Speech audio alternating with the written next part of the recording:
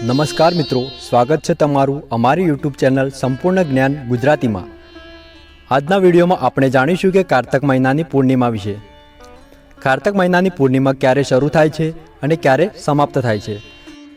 જો તમે પણ પૂર્ણિમા તિથિનું વ્રત રાખવાના છો તો પૂર્ણિમાનું વ્રત ક્યારે રાખવું જોઈએ અને પૂર્ણિમાના દિવસે સ્નાન અને દાન કરવું એ પણ ખૂબ જ મહત્ત્વપૂર્ણ હોય છે।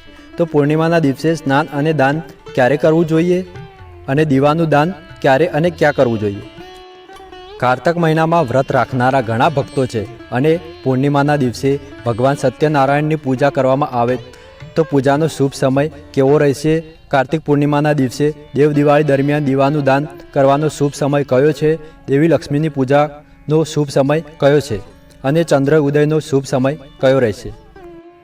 જો તમે પણ આજના વિડીયોમાં કારતક મહિનાની પૂર્ણિમા તિથિ સંબંધિત સંપૂર્ણ માહિતી મેળવવા માગો છો તો તમારા માટે આ વિડીયો ખૂબ જ મહત્ત્વપૂર્ણ છે। તેથી આ વિડીયોને એન્ડ સુધી જુઓ અને વિડીયો ગમે તો એક લાઇક પણ કરી લેજો।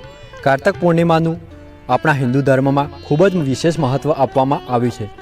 કહેવાય છે કે આ દિવસે પવિત્ર નદી કે સરોવરમાં અથવા પવિત્ર જળાશયમાં સ્નાન અવશ્ય કરવું જોઈએ। તેથી તેમને અનેક ગણો લાભ મળે છે, પરંતુ દરેક માટે આ શક્ય નથી હોતું। તેથી આવી સ્થિતિમાં તમે તમારા ઘરમાં નહાવાના પાણીમાં થોડું ગંગાજળ મિક્સ કરીને પણ સ્નાન કરી શકો છો। જો તમે આખા કારતક મહિનામાં કારતક સ્નાન ન કર્યું હોય, આવી સ્થિતિમાં કાર્તિક પૂર્ણિમા તમારા માટે ખૂબ જ મહત્ત્વપૂર્ણ છે। પૂર્ણિમા તિથિના દિવસે તમારે બ્રહ્મ મુહૂર્તમાં ઉઠીને સ્નાન કરવું જોઈએ। જો તમે બ્રહ્મ મુહૂર્તમાં પૂર્ણિમાના દિવસે સ્નાન કરો છો તો તમને કારતક માસનું સારું ફળ મળે છે। તેથી જો તમે કારતકથી આખા મહિનામાં આવું ન કર્યું હોય તો પૂર્ણિમાના દિવસે તમારે બ્રહ્મ મુહૂર્તમાં સવારે ઉઠીને સ્નાન કરવું જોઈએ। એવું કહેવાય છે કે કારતક મહિનામાં દરરોજ પવિત્ર નદીમાં સ્નાન કરવું જોઈએ। જો તમે આ ન કરી શકતા હોય તો તમારે ઓછામાં ઓછા કોઈ પવિત્ર દિવસે પવિત્ર નદીમાં સ્નાન કરવું જોઈએ। માનો કે આખા મહિનામાં 3 દિવસ જો તમે ઈચ્છો તો તમે અમાવસ્યા અને પૂર્ણિમા અથવા તો યમદ્વિતીયાના દિવસે આ 3માંથી કોઈ પણ દિવસે કોઈ પણ પવિત્ર નદીમાં સ્નાન કરી શકો છો। અને જો શક્ય હોય તો કાર્તિક પૂર્ણિમાના દિવસે તમે ઈચ્છો તો તમે ગંગા નદી અથવા અન્ય કોઈ પવિત્ર નદીમાં સ્નાન કરી શકો છો। જો આ પણ શક્ય ન હોય તો આવી સ્થિતિમાં તમારા ઘરમાં ગંગાજળ મિશ્રિત પાણીથી સ્નાન કરવું જોઈએ। આ પછી તમને જેમ ઠીક લાગે એમ તમે કરી શકો છો। કાર્તિક પૂર્ણિમાના દિવસે લોકો ઉપવાસ કરે છે અને ધાર્મિક વિધિઓ અનુસાર ભગવાન શ્રી વિષ્ણુની અને દેવી લક્ષ્મીની પૂજા કરાય છે। બ્રહ્મ મુહૂર્તમાં સ્નાન કરીને જો તમે કોઈ બ્રાહ્મણને દાન કરો છો અથવા કોઈ બ્રાહ્મણને તમારા ઘરે બોલાવો છો અને તેને ભોજન કરાવો છો અને તેને જરૂરી વસ્તુઓનું દાન કરો છો તો તેનાથી તમને અનેક ગણું પુણ્ય મળે છે। તેથી કાર્તિક પૂર્ણિમાના દિવસે દાન કરવું ખૂબ જ મહત્ત્વપૂર્ણ છે। જો તમે આખા મહિનામાં સ્નાન અને દાન કરી શકતા નથી અથવા દીવો કરી શકતા નથી તો આ દિવસે તમારે બને તેટલા દીવાઓનું દાન કરવું જોઈએ। વ્યક્તિની ક્ષમતા અનુસાર બ્રહ્મ મુહૂર્તમાં અવશ્ય સ્નાન કરવું જોઈએ। હવે જાણીશું પૂર્ણિમા ક્યારે શરૂ થાય છે અને ક્યારે સમાપ્ત થાય છે। તો ધ્યાનથી સાંભળજો। કારતક મહિનાની પૂર્ણિમા 15 નવેમ્બર 2024ના રોજ સવારે 6:19 શરૂ થશે અને તારીખ 16 નવેમ્બરના રોજ સવારે 2:58 કાર્તિક પૂર્ણિમા સમાપ્ત થશે। તિથિ મુજબ કારતક મહિનાની પૂર્ણિમા તારીખ 15 નવેમ્બર 2024ના રોજ ઉજવવામાં આવશે। પૂર્ણિમાનો એક જ દિવસ છે, તેથી તમારે જે પણ દાન સ્નાન અથવા વ્રત કરવું હોય તો તે તમે 15 નવેમ્બરના દિવસે જ કરવું જોઈએ। અને જો તમે આખા કારતક મહિનામાં કોઈ પણ નિયમનું પાલન કરી શક્યા ના હોય તો તમારે આ દિવસે કંઈને કોઈક દાન અને પવિત્ર નદીમાં સ્નાન અવશ્ય કરવું જોઈએ।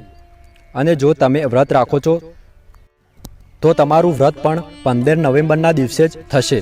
જો તમે કારતક પૂર્ણિમાના દિવસે બ્રહ્મ મુહૂર્તમાં સ્નાન કરો છો તો તમને દાન અને સ્નાનનો શુભ સમય છે 15 નવેમ્બરના રોજ સવારે 4:58 થી 5:51 સુધીનો રહેશે। આ સમય દરમિયાન તમે સ્નાન અને દાન પણ કરી શકો છો અને તમે આ સમય દરમિયાન સવારની પૂજા પણ કરી શકો છો। પૂર્ણિમાના દિવસે ભગવાન સત્યનારાયણની પૂજા અર્ચના કરવામાં આવે છે અને ભગવાન સત્યનારાયણની કથા પણ સાંભળવામાં આવે છે, અથવા જો તમે કોઈ બ્રાહ્મણને બોલાવીને કથા સાંભળી શકો છો। કથા અને પૂજા કરવાનું શુભ મુહૂર્ત છે સવારે 6:44 થી 10:45 સુધીનું રહેશે. વિધિ મુજબ ભગવાન સત્યનારાયણની પૂજા કરી શકો છો. જો કોઈ કારણસર તમે સવારમાં ભગવાન સત્યનારાયણની પૂજા ન કરી શકો તો સાંજે પણ કરી શકો છો. એનો સમય છે સાંજે 4 વાગ્યા પછી તમે પૂજા કથા વગેરે કરી શકો છો. તમારી પાસે જેમ સમયનું એડજસ્ટ થતું હોય એમ તમે પૂજા કરી શકો છો. કાર્તિક પૂર્ણિમાના દિવસે દેવ દિવાળી પણ ઉજવવામાં આવે છે. જેમ કે દિવાળીના દિવસે આપણે આખા ઘરમાં અને ઘરના મુખ્ય પ્રવેશદ્વાર કે મંદિર અથવા ઝાડની આસપાસ દીવાનું દાન કરીએ છીએ. પૂર્ણિમા તિથિના દિવસે પણ દિવાળીની જેમ જ ઉજવવામાં આવે છે. તેથી તમને સાંજે 5:10 પછી દીવાનું દાન કરી શકો છો અને સાંજે 7:47 સુધીમાં તમે ભગવાન શ્રી વિષ્ણુ અને માતા લક્ષ્મીની પૂજા પણ કરી શકો છો. અને આ દરમિયાન તમે દીવા વગેરેનું દાન પણ કરી શકો છો. અને દેવ દિવાળીના દિવસે પણ દેવી લક્ષ્મીની પૂજા એક નિશ્ચિત સમયે કરવામાં આવે છે. તેથી તમને લક્ષ્મી પૂજા માટેનો શુભ સમય છે 15 નવેમ્બરની રાત્રે 11:39 થી 12:35 સુધી દેવી લક્ષ્મીની પૂજા કરી શકો છો. અને જો કે દિવાળી પર તમારાથી કોઈ પૂજા અથવા કોઈ કામ બાકી રહી ગયું હોય તો તમે દેવ દિવાળીના દિવસે કરી શકો છો. અને જે ભક્તો પૂર્ણિમાનું વ્રત રાખે છે તો ચંદ્રના દર્શન કર્યા પછી જ પૂર્ણિમાનું વ્રત ખોલવાનું રહેશે. આ દિવસે તમને ચંદ્રોદયનો સમય મળે છે. સાંજે 4:05 સુધીમાં તમે ચંદ્રના દર્શન કરી શકો છો અને તેને દૂધ અર્પણ કરીને તેની પૂજા કરવાથી તમારી મનોકામના પૂર્ણ થાય છે. જો તમે ઈચ્છો તો આ કામ દરેક પૂર્ણિમાએ કરી શકો છો. તમે ઉપવાસ કરો કે ન કરો પણ મિત્રો કાર્તિક પૂર્ણિમાના દિવસે સવારે વહેલા ઉઠો અને તમારા દૈનિક કાર્યોમાંથી નિવૃત્ત થઈને સ્નાન કરવું અને ભગવાન શ્રી દેવને જળ અર્પણ કરો. તમારે પૂર્ણિમાના દિવસે તમારા ઘરમાં લક્ષ્મી અને ભગવાન નારાયણની પૂજા કરી મંત્રોનો જાપ કરવો જોઈએ. વિષ્ણુ સહસ્ત્ર નામનો પાઠ પણ કરવો જોઈએ અથવા દેવી લક્ષ્મીના કોઈ પણ મંત્રનો જાપ કરી શકો છો. આવું કરવાથી તમને બમણું ફળ મળે છે. કારણ કે પૂર્ણિમા શબ્દનો અર્થ જ એ છે કે મનની ઈચ્છાઓ પૂરી કરે છે. તેથી આજે આપણે જે પણ ઈચ્છા કરીને જે પણ સંકલ્પ કરીને ભગવાન વિષ્ણુનું અને માતા લક્ષ્મીની પૂજા કરીએ છીએ તો તે ચોક્કસ આપણી ઈચ્છાઓ પૂરી કરે છે. કારતક માસની પૂર્ણિમાની ઘણી પૌરાણિક કથાઓ અનુસાર કારતક પૂર્ણિમાના દિવસે ભગવાન શિવે ત્રિપુરાસુર નામના રાક્ષસનો વધ કર્યો હતો. તેથી આ દિવસે ભગવાન શિવ અને માતા પાર્વતીની પૂજા કરવી એ પણ શુભ માનવામાં આવે છે. અને દેશના ઘણા રાજ્યોમાં કાર્તિક પૂર્ણિમાને ત્રિપુરી પૂર્ણિમા, દેવ દિવાળી, ગંગા સ્નાન અને ગુરુ નાનક જયંતી તરીકે પણ ઓળખવામાં આવે છે. તેથી અલગ અલગ પ્રદેશના આધારે આ દિવસનું ખૂબ જ વધારે મહત્ત્વ છે. તો મિત્રો, આ હતી ગુરુ પૂર્ણિમા અને દેવ દિવાળી વિશે મહત્ત્વની જાણકારી જે તમારે જાણવાની જરૂરી હતી. વિડીયો ગમ્યો હોય તો વિડીયોને એક લાઇક અને ચેનલ પર નવા હોય તો ચેનલને સબસ્ક્રાઈબ પણ કરી લેજો.